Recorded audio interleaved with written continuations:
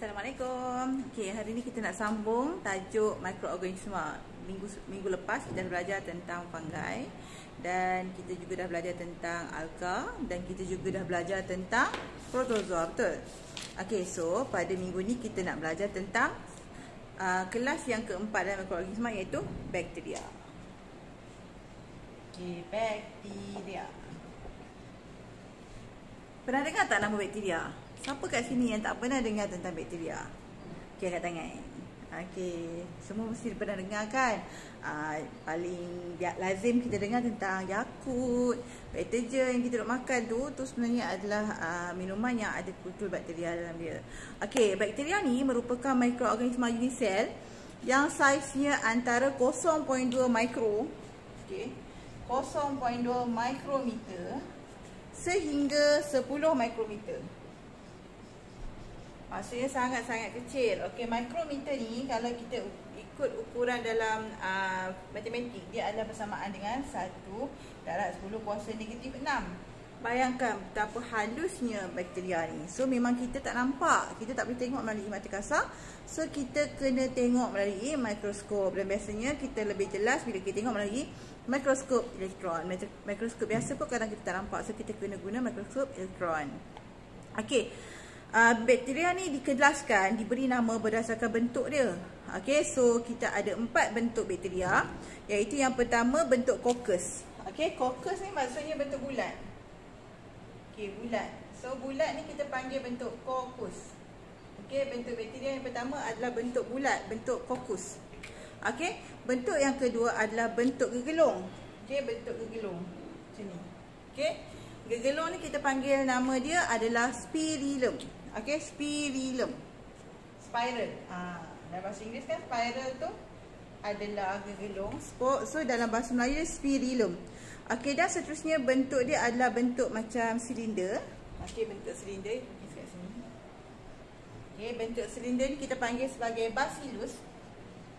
So yang glamournya bacillus tu dalam kita punya Yakult tu lah. Okey, minuman kultur tu biasa guna bacillus. Okey, bacillus bentuk silinder. Dan yang keempat adalah bentuk seperti koma. Okey, atau dikenali sebagai vibrio. Vibrio. So ada 4 bentuk bakteria. Okey, so struktur asas bakteria kebanyakannya mempunyai dinding sel yang teguh yang memberikan bentuk dan sokongan kepada bakteria. Dinding sel bakteria tidak dibina daripada selulosa, tapi dibina daripada asid amino dan polisakarida. So kita tengok macam mana bentuk bakteria tu. Sekejap, padam.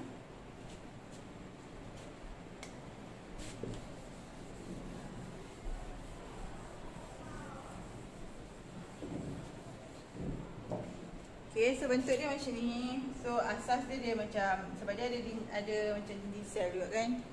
Okay, so dia ada ekor, kita panggil flagellum. Flagellum ni yang nak membolehkan dia bergerak. Okay, so ni flagellum.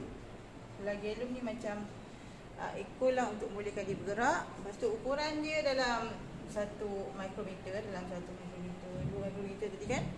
Okay, lepas tu dia ada dinding sel. Okay, so dinding. Kita ada dinding sel.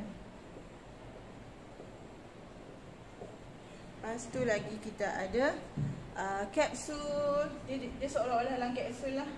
Dia kita kapsul, lapisan luar lah macam jaket dia. Lepas tu okey, dinding sel dekat bahagian dalam ni okey. Lepas tu kita ada bahan genetik, okey, yang bawa sifat dia lah, yang membawa dia punya keturunan lah. Okey, ni bahan genetik. Lepas tu kita juga ada sitoplasma. Dalam bakteria juga ada sitoplasma. Dan juga ada membran sel. Membran sel dekat bahagian dalam. Okey, membran sel. Okey. Okey, membran sel. Okey. Okay, dinding sel bakteria tak dibina daripada selosa, tapi dibina daripada asid amino dan polisakarida. Okay, dan sesetengah je, tak semua bakteria ni ada kapsul macam jaket dekat luar dia. So kapsul ni fungsi dia nak melindungi dinding sel. Okay, manakala setengah bakteria juga mempunyai struktur rambut halus yang dipanggil sebagai pili, yang bolehkan bakteria melekat pada permukaan tertentu. Setengah bakteria juga mempunyai struktur seperti eko yang dikenali sebagai flagellum untuk membantu pergerakannya. So yang pili ni biasanya untuk bakteria ada pili ni macam bulu roma gitulah. Okey, dekat luar dia. So dia memudahkan dia untuk melekat pada mana-mana permukaan. Okey. So bagaimanakah bakteria mendapatkan nutrisi? Okey, bakteria mendapatkan makanan melalui berbagai cara. Okey, bakteria punya klorofil. Ada yang bakteria ni ada klorofil. So yang mana ada klorofil tu dia boleh buat makanannya sendiri. Okey, tapi setengah bakteria bersifat parasit. Parasit maksudnya dia perlu melekat pada haiwan atau tumbuhan yang hidup dan ambil makanan daripada situ. Dan ada juga yang bersifat saprofit. Saprofit tu maksudnya macam mana? Maksudnya dia hidup pada objek yang dah mati. So dia melekat pada tumbuhan atau haiwan yang dah meninggal dunia, yang dah mati. So dia melekat kat situ dapatkan makanan. So ada 3 cara dia dapatkan makanan, sama ada secara klorofil dia bina makanan sendiri. Yang kedua secara saprofit, maksudnya dia hidup pada benda yang mati. Ataupun yang ketiga adalah secara parasit, dia hidup pada benda yang hidup. Okey, di manakah bakteria ni tinggal? Okey, bakteria dapat ditemukan dalam udara, air, tanah dan kesemua organisma dan bahan yang merebut. Okey, so cara pembiakan bakteria tak banyak bezalah dengan alga, dengan protozoa yang kita belajar sebelum ni. Okey, tapi dia membiak secara aseks, majoritinya membiak secara aseks, iaitu secara belahan dia dua, macam kita belajar dalam protozoa lah sebelum ni kan. Protozoa pun ada yang membiak secara belahan dia dua. So belahan dia dua ni macam mana? Okey, belahan dia dua ni macam ni. Okey, belahan dia dua maksudnya daripada satu induk, daripada satu sel induk. Okey, kemudian dia akan membelahkan dirinya menjadi dua. Okey.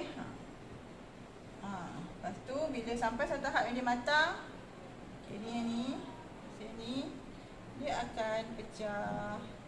Okay, dan akhirnya dia akan hidup semula. Okey, bila dia akan sintesis macam tu. Okey, adanya dia asal dia kata satulah, asal dia macam ni, asal satu. Kemudian dia membelah. Okey, ni kita panggil sebagai belahan dia dua lah. Okey, lazimnya dia ada nukleus setiap satu tu kan. Okey. Tu adalah kaedah pertama. Kaedah kedua adalah konjugasi, seperti yang kita dah belajar dalam topik kulat sebelum ni. Okey. So untuk konjugasi dia mesti ada tiub yang menyambungkan antara dua bakteria tu lah. Okey.